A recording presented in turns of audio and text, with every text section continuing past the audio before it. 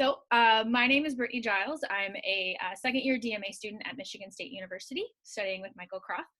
I also have a background in musicology, so research is kind of my thing. And I love this project in particular because the research I'm conducting is like adjacent to it. It's not exactly it, but it's very adjacent. I'm currently working to create a sort of like counter canon of bassoon works by women and non-binary individuals, people of color, and other marginalized groups that are categorized in conjunction to the traditional canon. So this is like my thing.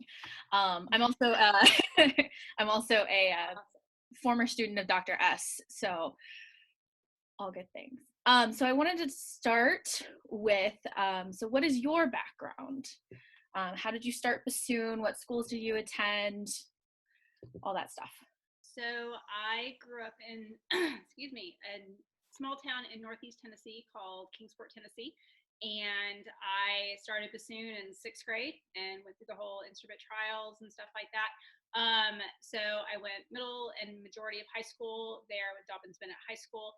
Then my senior year of high school, I transferred to Interlochen Arts Academy, where I spent my senior year there. I studied under Barry Stees, had a great year. I loved it.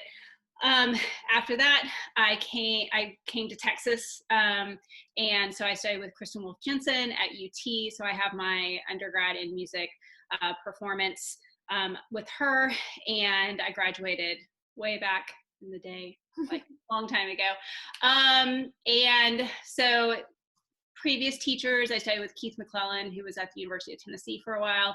I've done summer camps. I did Brevard Music Center for 3 summers. Studied with Darlene Gisela and Greg Newton, and then of course Interlochen for the summer, and then ended up there.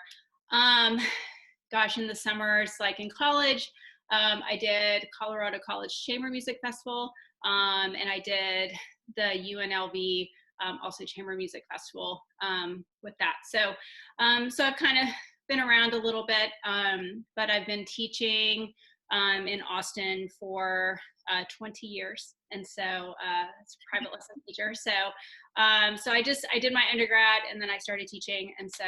And here I am today, Very cool. I'm actually from South Central Kentucky. Okay. And I actually have another bassoonist friend who's now the assistant band director at Dobbins-Bennett. Yes. Oh.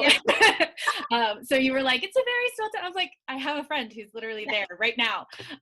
He loves it. He was he loves it down there. He's a band director kid. So our 2 band directors kid. So obviously they were like, you're going to play bassoon because we told you to.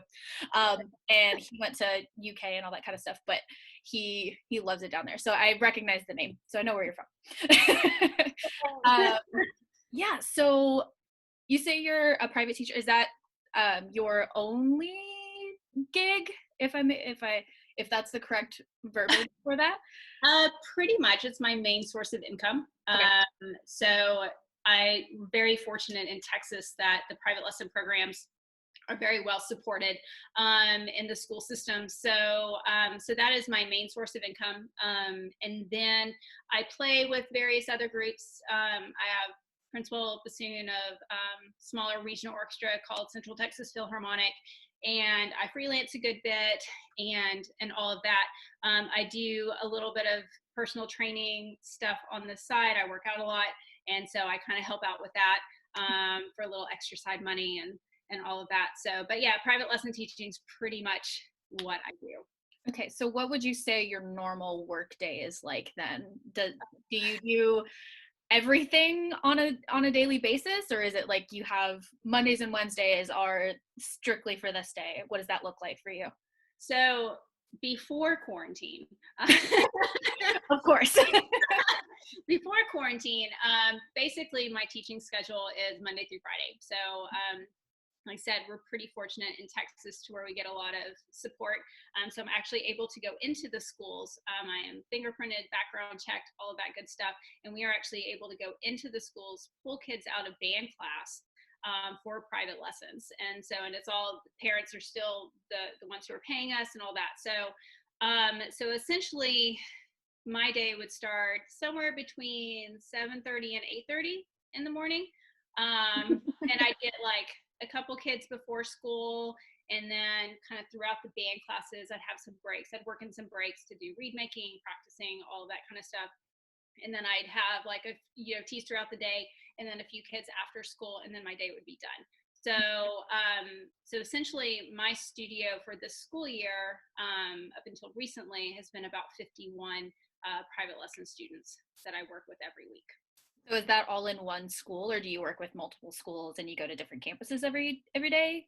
Yeah, so I work, I have about 8 schools that I have been working with this year. I have a couple kids who actually come to my house as well, just about 2, one homeschooled and another one who I just don't go to their school. So they travel to me. And yeah, so I just get to kind of like pop around. I had a driving schedule where I was gonna go. So putting together my schedule was always a feat within itself, and so it's probably like one of the hardest parts of my job is just trying to like make sure everyone's getting the right time, and the right band class and stuff like that. So and what would work with them as well. So yeah. So does that, I actually have 2 questions based on that, so I'm going to write down one so I don't forget about it. So first question, how do you get into doing that? Like, how does one go about, like, maybe it works a little different in Texas because or maybe that's my question, is how does it work in Texas? How does it work in Texas? So how it worked for me is I started, since I've been teaching for 20 years, I started when I was still in my undergrad. And essentially a band director called up my professor and was like, hey, I'm looking for a bassoon teacher at a middle school. And so she knew that I was interested. So she asked me if I wanted to. And I said, sure, I'll do it. I had no idea what I was doing, but sure, I'll give it a try. And so I went and talked to the band director, and she hired me. And that's kind of how I started. I think if you don't have that, so if you move to like the area anywhere, and I would say this would be for anywhere, is like to contact band directors. Okay. And it's like, hey, are in need for a bassoon teacher or anything like that? That's a really great way to kind of introduce yourself, but if there's like another bassoon teacher there, great, to try to get to know them, because they may have like too many students, and they may need to kind of offload a few and all of that. So just kind of like connecting with the people who are already established in the area is a really great way to kind of get started, to kind of build a base. Gotcha. Because I've attempted to do that up here in like mid-Michigan, basically.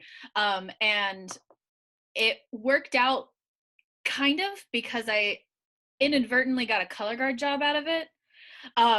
Because I was like, P.S. I also do color guard, and they were in need of a color guard instructor at that time.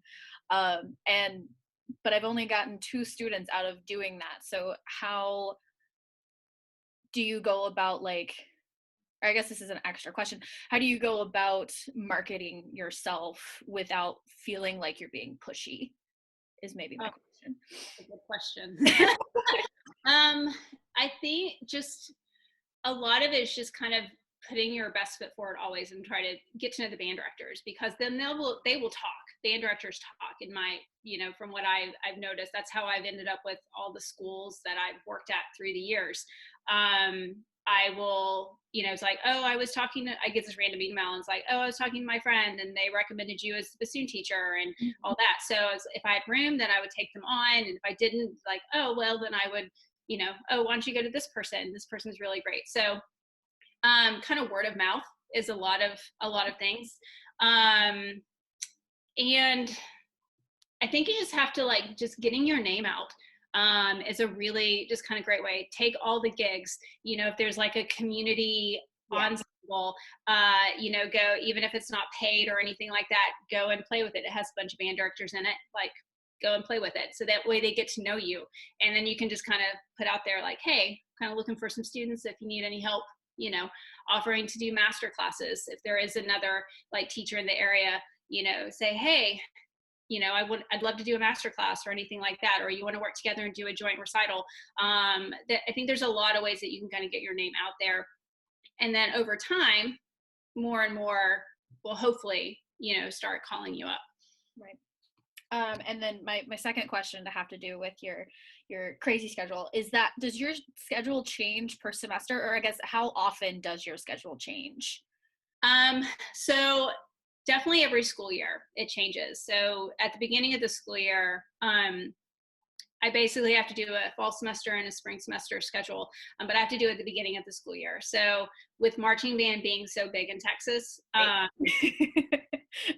all about the marching band. Yes. Yes, I understand. We, a lot of my students, with being a double read, they will do other things. So sometimes they're in the percussion class, sometimes they're in the guard class, and sometimes they play a random like euphonium baritone. So they may not be in their actual band class for the first semester. Okay. So I have to try to like make my schedule work, knowing that they're going to switch class periods. But I try not to change middle school schedules whatsoever. High school kids they can be a lot more flexible. A lot of them, as they get older, they start driving and they're used to like after school rehearsals. They're used to, having to get to school early. There's just that flexibility that's built into their lives. Middle school, not so much. Middle school, you got to go with the parents' schedule, and that's got to be kind of set. Yes, exactly. They're trying to juggle so many different things, ballet classes, piano lessons, extra math lessons, and soccer and like all this kind of stuff. So they're trying to manage like a whole family with it. So I try not to change that schedule, if at all possible, to help them out. Gotcha. Okay. So you talked a little bit earlier about how many things you kind of have a toe in. So how do you balance your own music making on a personal level with all of your other obligations, not just working, not just teaching, but also like your family and your training schedule and whatnot? Like, how do you balance all of that? Yeah, it's a lot of Google Calendar is an amazing thing. So, I pretty much have our schedule like very much laid out. So we try to live a healthy lifestyle. We work out.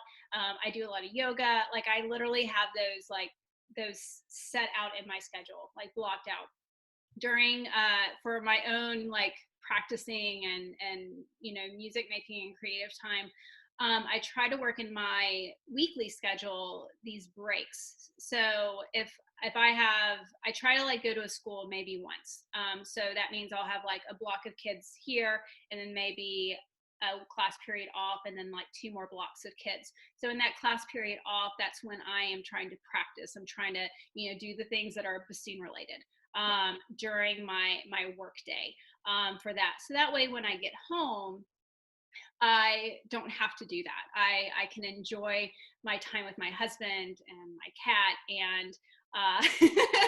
and just kind of relax for the evening and be able to maybe go to yoga class and kind of have that balance with it, work in the yard, have that other part of my life and that helps keep me grounded in a lot of ways. But I always say if Google ever implodes, I'm completely screwed.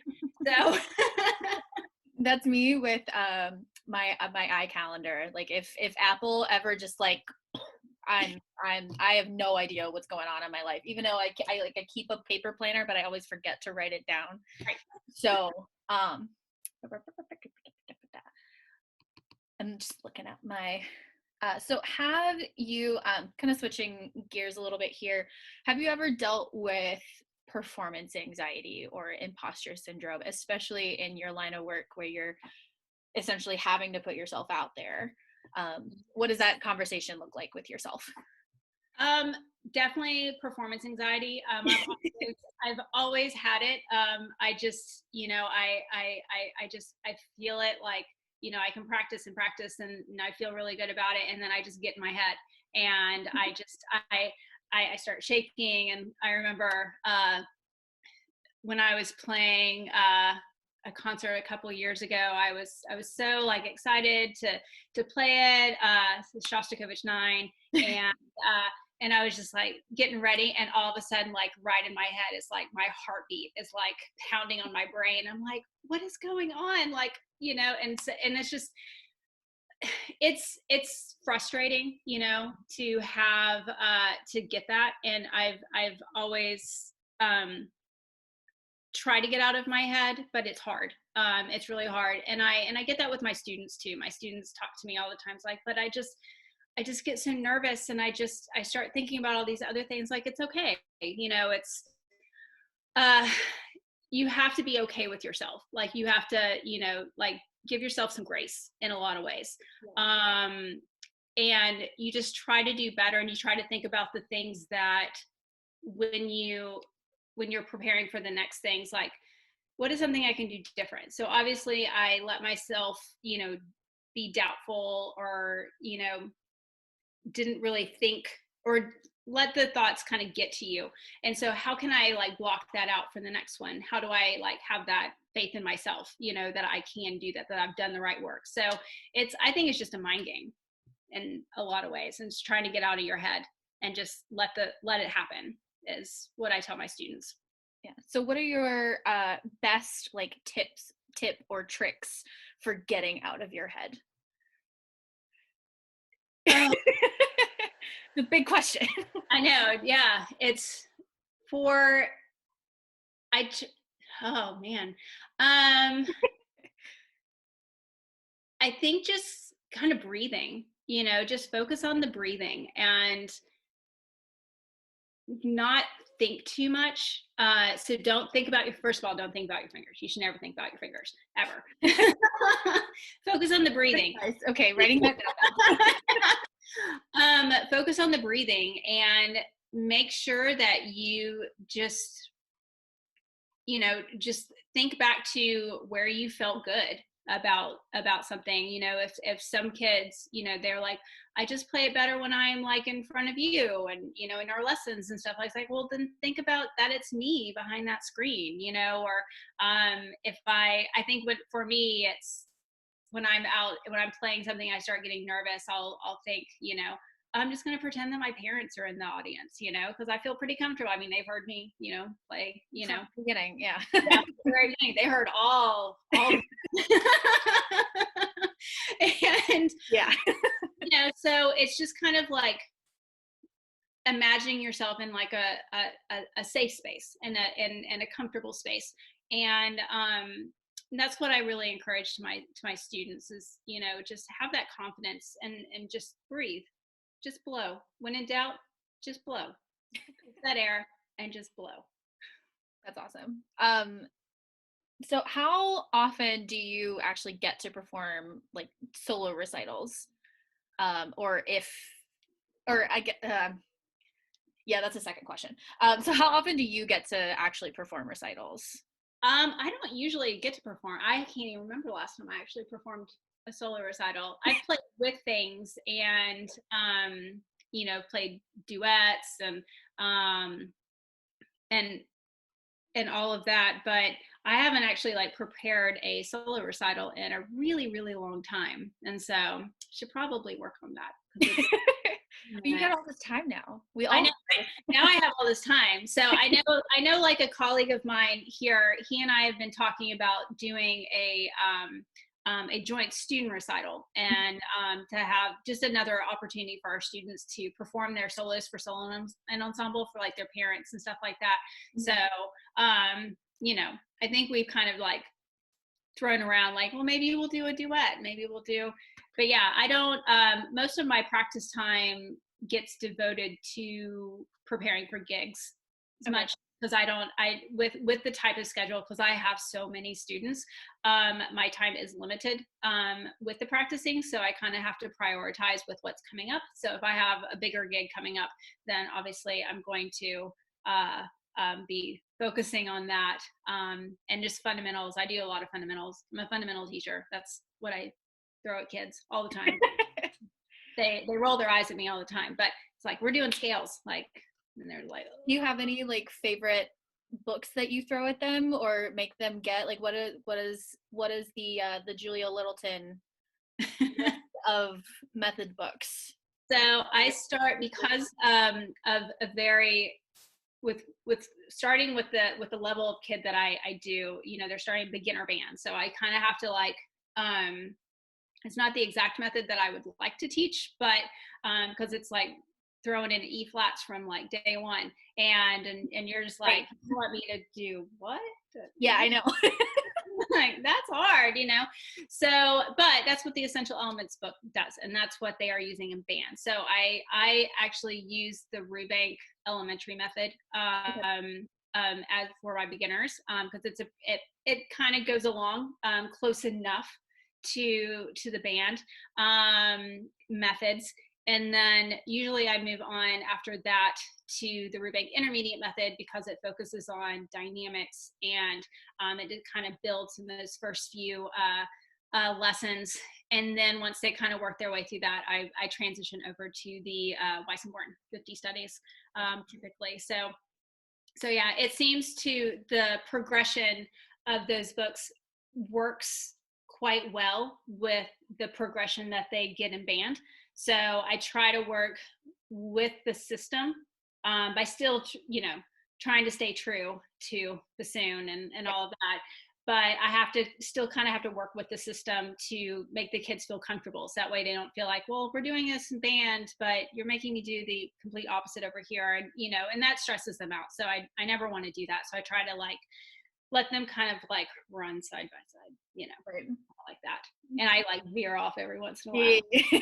And need that just, and then, okay, now we're back. So how often do your kids perform then? Do you have like a semester or not solo recital, like solo and ensemble type thing? How? So most of their, so they have like district, with a district region band and the all-state process here. So majority of my high school kids and 7th graders and up, they're doing that in the fall.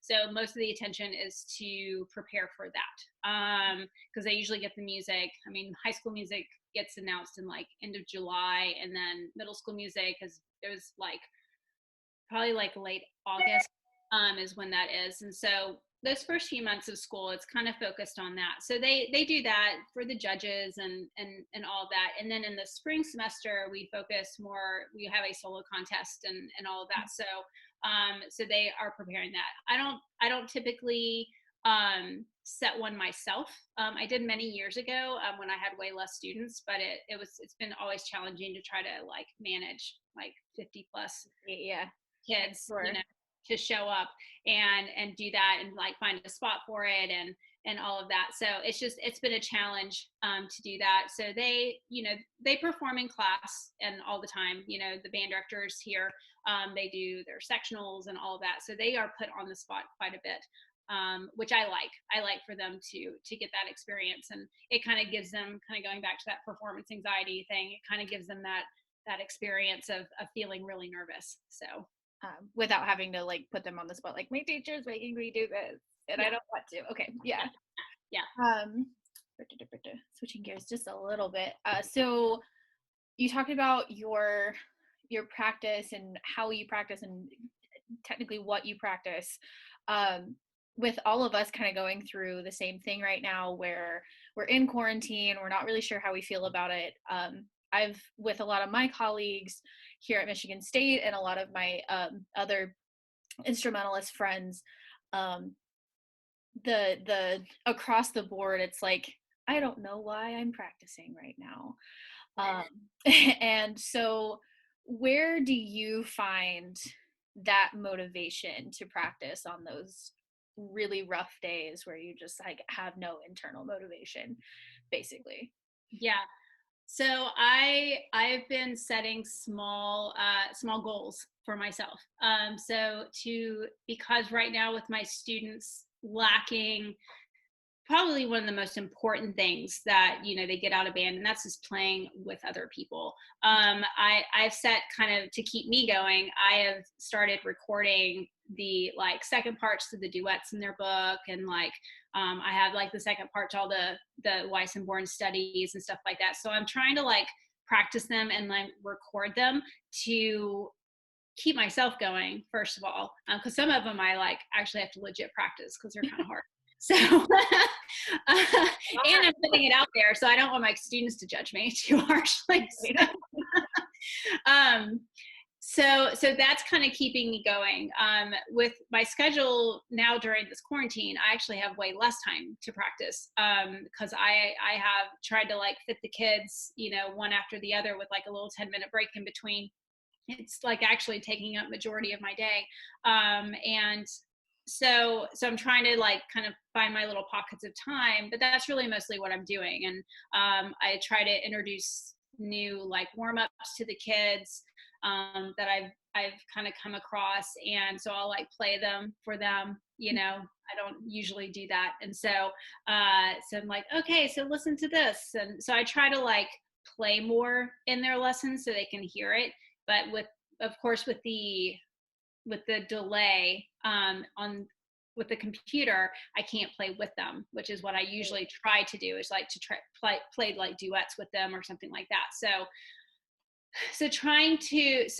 I guess to keep me going, it's I have to set myself little goals of like, well, I need to get this duet uploaded and, you know, and do all of these things. And so just for the kids, and that's, you know, because I have nothing on the books. The rest of my season was completely canceled, you know, with Central Texas Philharmonic. So right, yeah, so I've really nothing besides that to kind of work towards. So just kind of finding things and putting more content out there for my own students. Gotcha. So what are some obstacles that you have had to overcome to be where you are today? Well, good question. I know.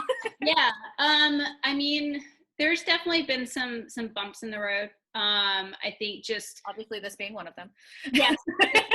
This has been a huge one. Like, as I had told with the first week of kind of doing this, so I think I'm starting week 5 now. I've gone through 4 weeks of online lessons. And the first week, as I told the kids, I looked, I was like, this is completely out of my wheelhouse. I don't know what to do. I've been literally kind of like doing the same things and for about 20 years, and the, you know, in-person lessons, and I have my methods and I have my curriculum and all of that kind of stuff. And now I have to change all of that. So, but at the same time, it's been a good bump in the road, because now it's forcing me to kind of think outside the box of my teaching, and really put more things online that I've been meaning to do. And you know, I have no excuse anymore, which is great. Other things just along the way, definitely my communication skills have not always been great in the past. So it's really forced me to kind of get a little bit outside of my box a little bit. I'm a little bit of an introvert, and so having to, you know, be the one to be the excited one and to get the attention from the kids and all that, always made me feel very uncomfortable, like from the beginning. So there's definitely been some personal growth. So that was definitely a big obstacle. You know, and I guess, see, how do I put it? The confidence of that you're doing the right thing, and that's always been like a big thing as well. So I've had to kind of get over my insecurities of that, you know, that I am good, that I know what I'm doing. And even when people will like push back, because you get that, because you'll work with people who think they know more than you, and and so kind of finding the ways to assert yourself to be like, no, this is actually what it is. Like, and I've never been good at that. And so those are a few of the things that I've had to like personally, get over, to get me where I am today. Yeah, those are the big things. So while you were talking, I was reminded of a question that came up earlier in the conversation, but I didn't get to write it down. So I have a student right now. We've kind of like not had lessons in the last couple of weeks just because like his internet has been weird. But when we're in person, and this is part of the reason why I was like, okay, we'll just stop. It's okay. In person, he just like gives me nothing. He's just one of those people that doesn't show emotion. And it's very obvious that like bassoon is not his anywhere in the top 5 of his priority list. And so how do you deal oh no, there we go. Okay. So how do you deal with, maybe not deal with is the correct terminology, but how do you go about teaching that student? Like what do you recommend? Yeah. So with student, and I have quite a few of those, who are in it, like, they were like, you're going to do band, and they're just told that you're going to do band, and you're a really smart kid, and you've had piano, so you're going to do bassoon.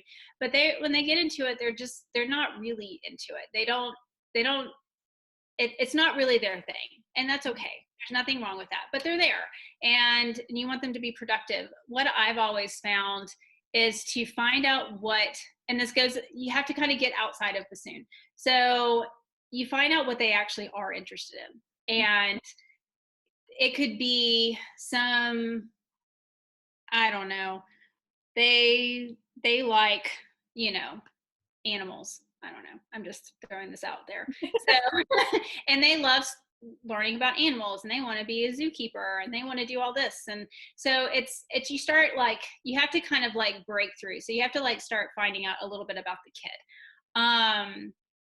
Then the kid, in my experience, majority of them, not all of them, but majority of them will start opening up a little bit.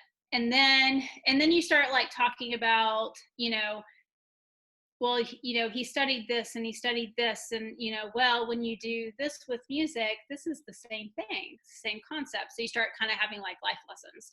And so we do a lot of life lessons and bassoon lessons in my studio. So they start kind of like seeing that the things that they're working on in here in bassoon can be transferred to other things that they really like to do. So I think when you invest a little bit more into the actual kid and what they're actually interested in, they will start to open up to you. So I have a lot of kids who just have no interest ever in pursuing bassoon ever. They show up, they play, and they do what's necessary, essentially. And that's all that I ask of them. I was like, you just have to try. You just have to try. But we'll sit there for the beginning part of their lesson, and I'll be like, so hey, how was that math class? How was that test that you had? Or oh, you're in DECA, which is I think a debate thing. I don't really know. I don't. Yeah, I've got a couple. My color guard kids are in DECA too, and I'm like, I don't know what that means, but I'm glad you're happy. Right, exactly.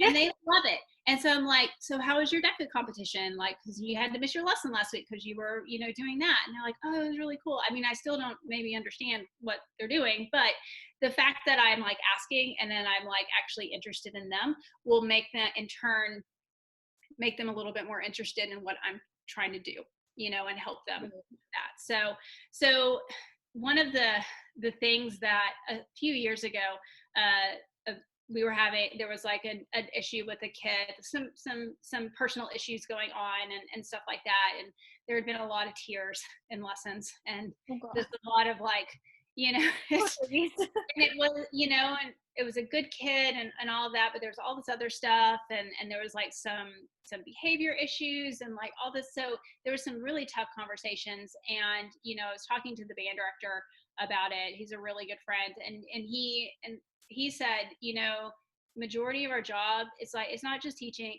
teaching like bassoon or music, it's like you got to teach the whole kid. You got to teach to the whole part of the student. And that really like stuck with me, because we have to, when you are in this type of situation as being a private lesson teacher, you know, you get this like really unique time to spend one-on-one with a kid, you know, and majority of kids, that's the only other one-on-one interaction they get outside of their parents. Yeah. So you're gonna get stuff. You're gonna get like the emotional things, and you know, they're teenagers or not even teenagers, you know, and it's, I mean, for all of us, I know that was like terrible time for me. So no comment. No, just I just, you know, just all the things that they go through. I mean, middle and high school are rough, you know. So I mean, I've had to deal with so many like little things with them, you know, that had nothing to do with bassoon. I mean, I have kids like comes in and they start playing their scales and they just start bawling, and I'm like, I didn't even say anything. Like, I love that. And I'm just like, oh, it's just it. I mean, I'll start crying too, because I'm just like, and they start telling like, well, this happened, and my friend said this, but now we're not friends, and I'm just like, oh my gosh, you know, I didn't go to school for this. Like, I don't know what to do. They did not teach me this in undergrad. Exactly. Definitely not one thing that I learned in undergrad. It's how to deal with teenage hormones. So so it literally is teaching the whole kid. And when you, like you said, when you have that interest in the kid, they will open up eventually. Eventually, most of them will. I mean, I still have some who are just like very like we're like 6.5 years into it, and like by the middle through their seventh or their senior year, they're like finally starting to talk to me, and I'm like, oh, like it took us 6.5 years to do this. But you know, I've had some who just like finally in college, you know, when they come back to come see me, they're like all talking and blah blah blah, and they're talking about things that we did in lessons. I was like, I was pretty sure you like hated that, and they're like, oh, I'm so glad we did this, and I'm like, really? Like, you never said anything.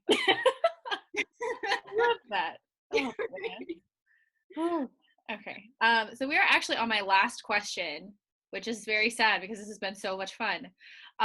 So my last question for you is, what is one thing you hope others will gain from listening to this video?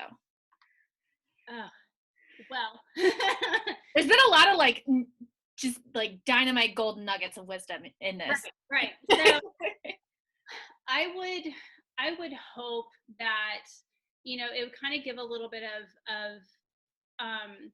shine a little light on, you know, kind of the role of a private lesson teacher, particularly for this age. You know, I work with 6th graders. They're like 11, you know, and then all the way till seniors in high school, so they're 18. So the 7-year, you know, age kind of gives a little bit of, like I said, shines a little bit of light on, you know, the ups and the downs and the things that you just kind of have to deal with.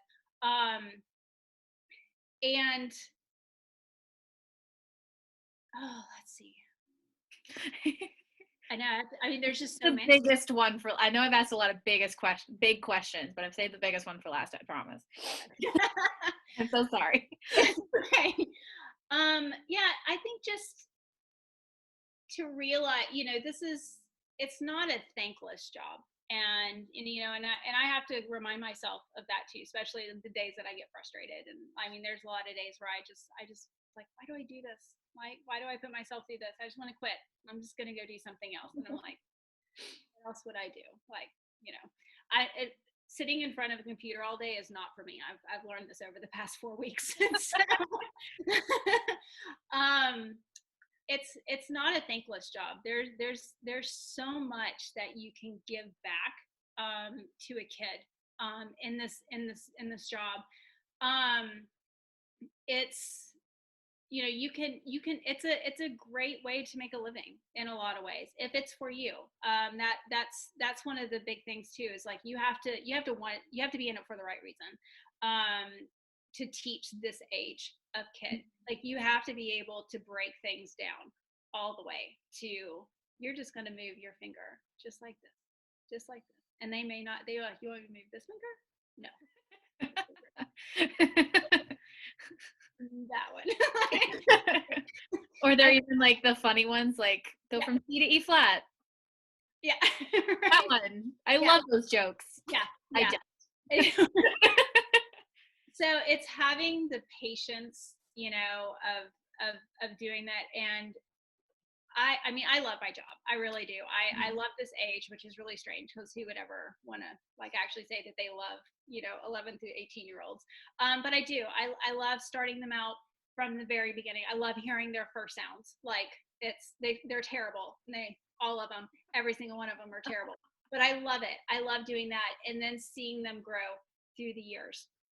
And you know, the ones who do go off and study music in college, like one of my favorite things to do, this is a little bit off, but one of my favorite things to do is I have like yearly recordings of the kids. So I do these recording lessons and all that kind of stuff for them. So I find the earliest recording that I can in like my outbox in my email, and on their last lesson, or one of their last lessons with me, we listen to that early recording. Like, it could be from their 6th grade year. and just as reference, you know, it's like, look how far you come, you know, like, you're still not great, but just look how far you've come, you know. So it's seeing that growth. I mean, that's why you have to be in it. You have to be in it for the right reasons. And that's what I hope people will get, you know, from this. So as you know, any college students are thinking like, oh, I think I want to teach private lessons and stuff like that. You know, there's a lot that goes into it. I mean, I could probably sit here for like 2 hours and talk to you about the ins and outs of all the things that, you know, things that people never taught you, like in college. It's like, who teaches you about, you know, what type of taxes you have to pay, and how do you keep your books, and how do you schedule things, and, you know, what about like a contract, and, you know, lesson contract, what are your policies and all that kind of stuff, you know, how do you deal with this situation, you know, what's your 7-year plan, you know, do you have one going in? I mean, there's just so much that I could, you know, go over with it. So I would hope that with going into something like private lesson teaching, if that's what kind of you want to do for a full-time job, reach out to the people who are doing it currently, and talk to them. And so I know I gave well, I've done it twice. My most recent was at the UT at Texas, the Bassoon Studio, last year, back in 2019. I talked to their studio class. I have a whole PowerPoint presentation actually on how to basically be a private lesson teacher, all the business side of it, all the curriculum side, all that kind of stuff. And then it started actually several years ago is when I started putting it all together. I did at LSU, and Gabriel Beavers was there. And so he's one who kind of first approached me, because he was like, Gabriel and I go way back. We went to Brevard together way back in the day. Yeah. And so he's like, I don't know, like, if I have students, I don't know what to tell them. You know, I've never had to do that. I've never had to build that studio, you know, with this age from scratch before. So he asked me if I would come in for their double read day and do that. So that kind of like, I kind of got the bug to start putting that together. So reaching out to people who do this for a living is one of the best ways that you can learn, and to help you be successful with it, because you have so many, it's very overwhelming, because it's not just showing up and teaching a kid. Yes. You know, that's the very easy part. You know, it's the rest of it that gets people burned out, of how to balance it, how to just manage all of that, you know, and the books and all of that kind of stuff, and the health insurance, and the everything. I guess 2 hours I could like go on and on about it. But that is something that I would hope that people would get out of this, that, you know, if you want to do it, like reach out. I would be more than happy. Like reach out to me. I don't care. I Happy. could actually use you a little bit because I've started thinking because my fiance just went into the military. So now because he's reserves, we kind of have to stay in this area, and this is not the area that I originally envisioned myself making a career. But I'm actually now thinking like there's so many band programs around the area that I'm like, I really want to get into this because I love teaching my two kids that I have, my tiny little studio, that are both at the the school that I teach color guard at. They're both there, so I have that in at least a little bit. So yeah. Oh yeah, I'm more than happy, and I know just any college professors, listening to this, I would love to, if you want to, pick my brain, I can, do a whole presentation, even through Zoom, for any of that. So I'd be happy. I'm always happy to help, and I know I know there's several other private lesson teachers, this area and beyond that, I think my thing is when I help other people who are moving to the area, they ask my advice and stuff like that. Like, I just want, it's all for the kids, if us as private lesson teachers are organized and we have our lives together and we know we win because we're making a living and we're being successful, and the kids win because they're getting really great instruction and getting a lot out of it. And so it's a win-win, and that's what this should all be about. Awesome. Well, thank you for your time. I have enjoyed this. Like, I should show you. I have like a whole page of notes now for myself. So I have enjoyed this so much. Thank you so much for your time, and I will definitely be in touch for advice in the future. So please do. This has been wonderful. I greatly appreciate you all asking me, talking about it, and so yeah. Yay! Awesome. Bye. Okay, I'm gonna